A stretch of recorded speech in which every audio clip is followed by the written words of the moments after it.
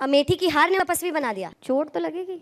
ये अडानी वाले मामले में क्या हमारे रेगुलेटर्स आप तो आज तक की प्रतिनिधि हैं, बाजार की प्रतिनिधि कब से हो गए? क्योंकि उसमें इन्वेस्टर्स का पैसा है। भारत जोड़ो यात्रा यूपी में बहुत दिन नहीं रही, इसलिए अमेठी नहीं आई। आती तो हिसाब मांगते हैं हमको अमेठी को लेकर। या आपको लगता है कि आप ललकारेंगी राहुल गांधी को? मैं आपको 14 याद नहीं है? स्मृति कौन? सबसे बुरी तरह हारने वाली मंत्री हैं श्रीमती स्मृति ईरानी जी।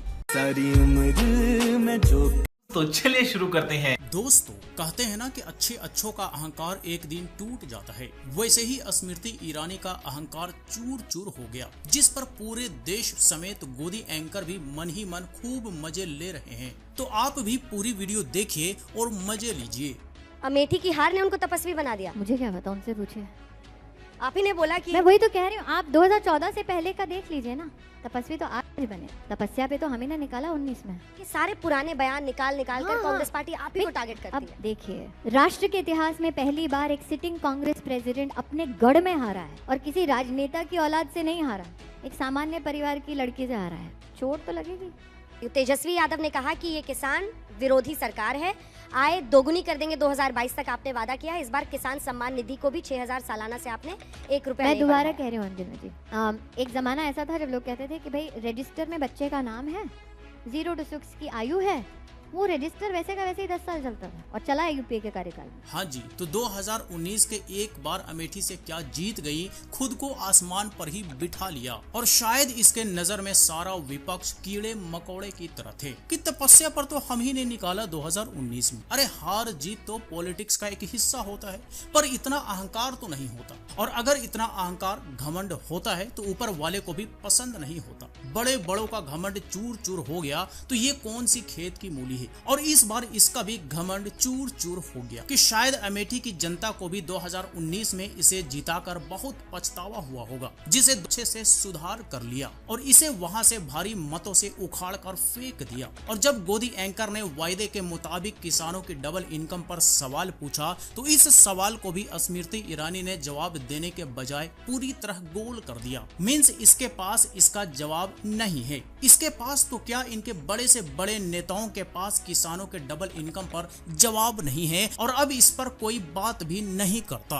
लेकिन दूसरी तरफ एक प्रश्न बाजार की भी तरफ से है कि ये अडानी वाले मामले में क्या हमारे रेगुलेटर्स आप तो आज तक की प्रतिनिधि हैं, बाजार की प्रतिनिधि कब से हो गए? प्रोएक्टिव, वो क्योंकि उसमें इन्वेस्टर्स का पैसा है, जिन्होंने LIC में SBI में इन्वेस्ट किया है, उनका ये प्रश्न है कि क्या हमारे रेगुलेटर्स को ज्यादा प्रोएक्टिव होना चाहिए, ताकि अगर विदेशी कोई, जो कि हिंडनबर्ग खुद ही US जस्टिस डिपार्टमेंट उनकी जांच कर रहा है, लेकिन हम वल्नरेबल दिख रहे हैं कि कोई ऐसी विदेशी रिपोर्ट आती है और हमारे बाजार में ब्लडबाथ शुरू हो जाता है। देखिए, चित भी मेरी पट भी मेरी है कि जिन जिन लोगों को जवाब देना चाहिए था, LIC के मुखिया, SBI के मुखिया और RBI ने स्टेटमेंट दिया है। फाइनेंस सेक्रेटरी से पूछा गया, उन्होंने अपना स्टेटमेंट दिया है। क्या आप उस इंस्टीट्यूशन पर इसलिए कलंक लगाना चाहते हैं क्योंकि वो आपकी राजनीति को सूट करता है?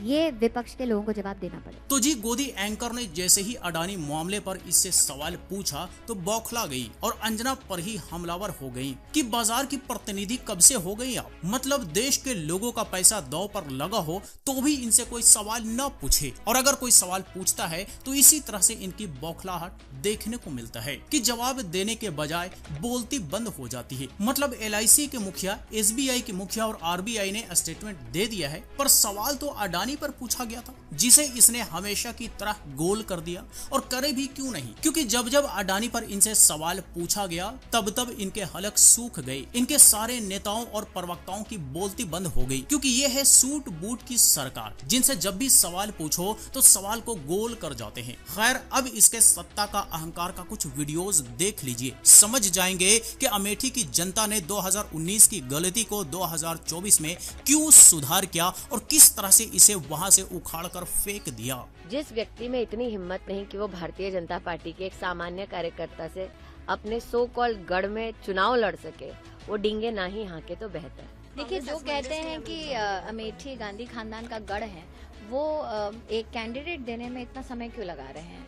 तो उनका लैक ऑफ कॉन्फिडेंस ही आपको बताता है कि अमेठी अब कांग्रेस बेस्टियन नहीं रही है। पहली बार अमेठी से प्रत्याशी घोषित करने में कांग्रेस इतना समय लगा रही है, इतना चिंतन और मंथन कर रही है। कांग्रेस की हार का संकेत आपको उसी में मिल सकता है। सबसे बुरी तरह हारने वाली मंत्री हैं श्रीमती स्मृति ईरानी जी।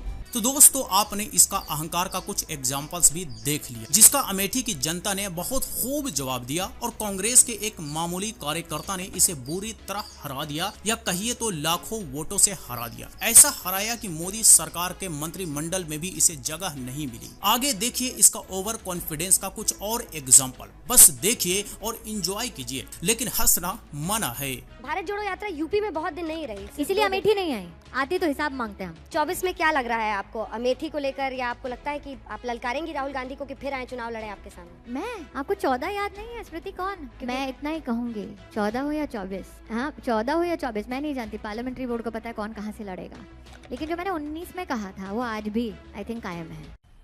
मजा आया, और मैं ये जो मजा है हिंदुस्तान के हर व्यक्ति को देना चाहता हूँ।